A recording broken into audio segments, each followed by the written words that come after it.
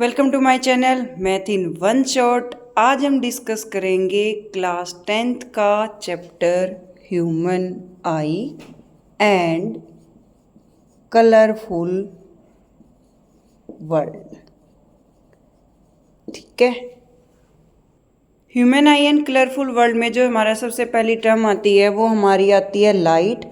तो लाइट क्या होती है? Light is a source due to which we are able to see the object clearly is called light.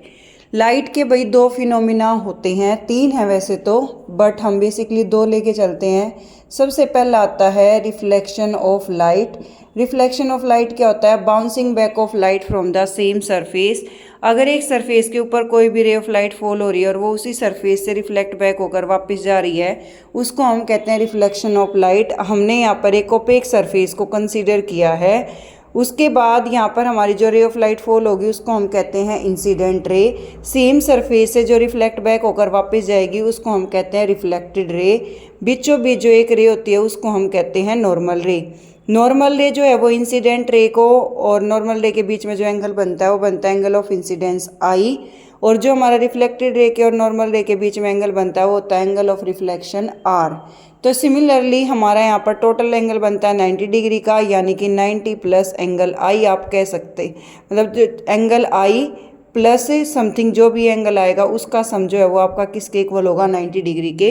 अगर आपको exam में ये एंगल दे दिया जाए और आई की वैल्यू पूछ ली जाए या आर की वैल्यू पूछ ली जाए तो उसको 90 में से क्या कर दो? माइनस कर दो। अगर आई दे दिया तो आर एंगल रिफ्लेक्शन के केस में अपने आप आ जाता है। इसका केस क्या होता है? इसका केस बेसिकली ये होता है कि जब भी हमें कंसिडर करते हैं रिफ्लेक्शन ऑफ लाइट को, तो यहाँ पर law of reflection of light आते हैं। क्या आएगा? Law of reflection of light. Law of reflection of light क्या होता है? Normal ray, incident ray and reflected ray all lie in the same plane, की तीनों सेम प्लेन में लाई करती हैं। नेक्स्ट इसका पॉइंट बनता है angle of incidence equal to angle of reflection. मैंने एक वर्ड का यूज़ किया ओपेक। तो ये तीन टाइप के मटेरियल होते हैं। क्या क्या होते हैं? एक तो होते हैं ओपेक, एक होते हैं आपके ट्रांसपेरेंट और एक होते हैं आपके ट्रांसलूसेंट। ठीक है, अब जो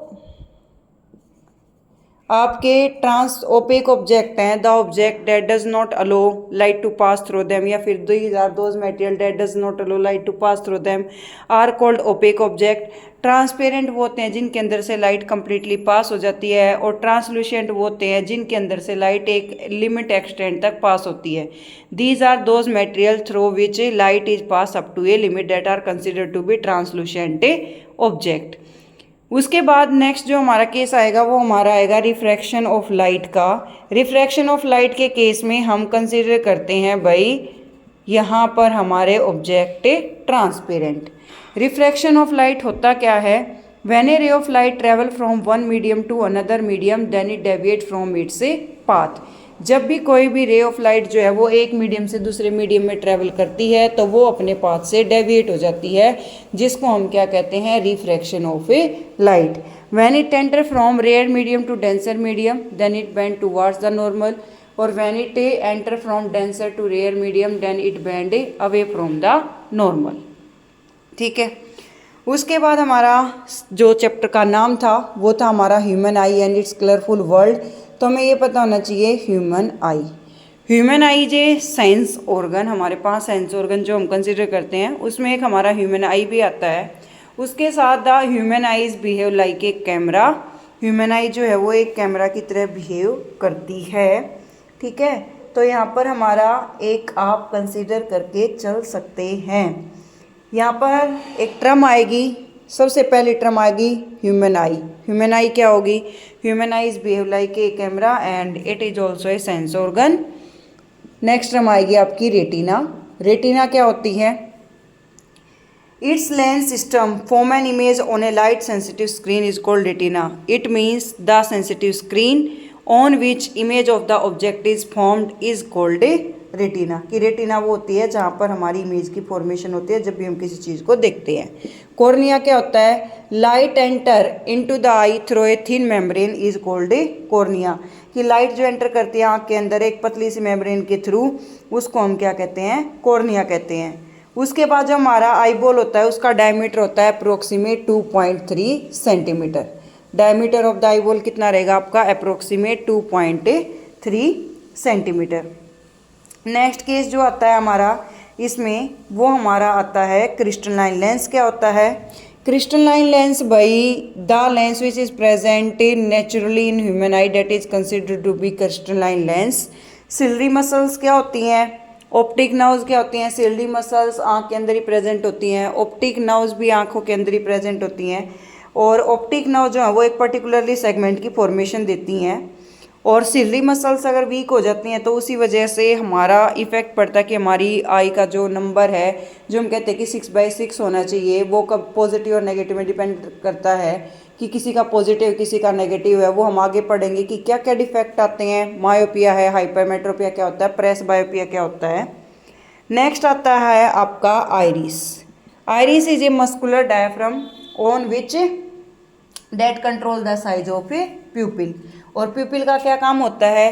प्यूपिल regulate the light which is entering in the human eye through the cornea.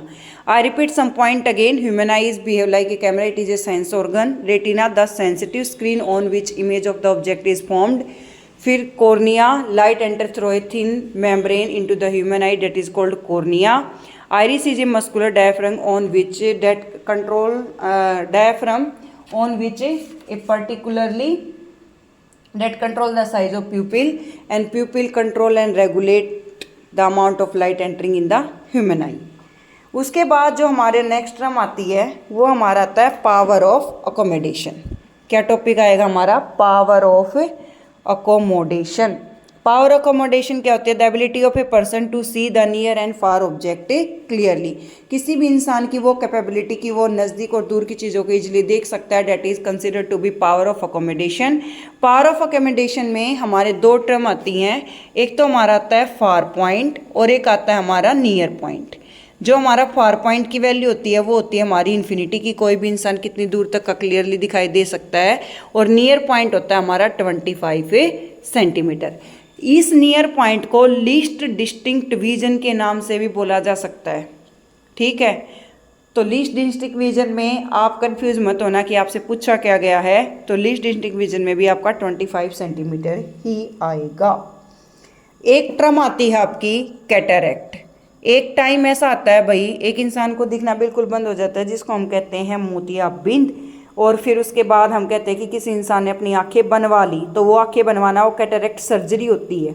ठीक है। The crystalline lens of the people at the old age become milky and A cloudy. कि जब कोई इंसान बूढ़ा हो जाता है तो कहते हैं कि हमारी आंखों के आगे सामने जाला बन गया, ये हो गया वो हो गया। तो सारी चीज़ें कंसीडर किस में की जाएंगी? कैटरैक्ट में की जाएंगी। और उसके लिए कंसीडर किया जाता है कि आपका लेंस चेंज कर दिया जाता है, जिसको हम एक सिंपल लैंग्वेज में बोलते हैं कि उस बूढ़े इंसान ने या उस बूढ़ी औरत ने या उस पर्टिकुलर पर्सन ने अपनी आंखें बनवाई हैं। Why do we have two eyes for vision not just one? क्योंकि भाई दो आँखों से हम अगर सामने सामने का देखें तो 180 डिग्री यानी कि 180 डिग्री से ज़्यादा का रिव्यू लेने के लिए to get a complete and clear segment of the view more than 180 degree around us या in the surrounding we have two eyes in place of a one. क्योंकि देखो आपके पास अगर एक ही आंख है, ठीक है, वैसे भी 2 डायमेंशन में shoot 1 I the world look like the flat. मतलब अगर आप एक ही आंख से देखोगे तो वो आपको सारा संसार फ्लैट ही दिखाई देगा। बट अगर आप अपनी दोनों आंखों से देखोगे तो आप राउंड में देख सकते हो, यानी कि वो आपका एक स्पेरिकल इन शेप हो जाएगा। Thank you so much for watching. For more videos like share subscribe and comment in the comment section.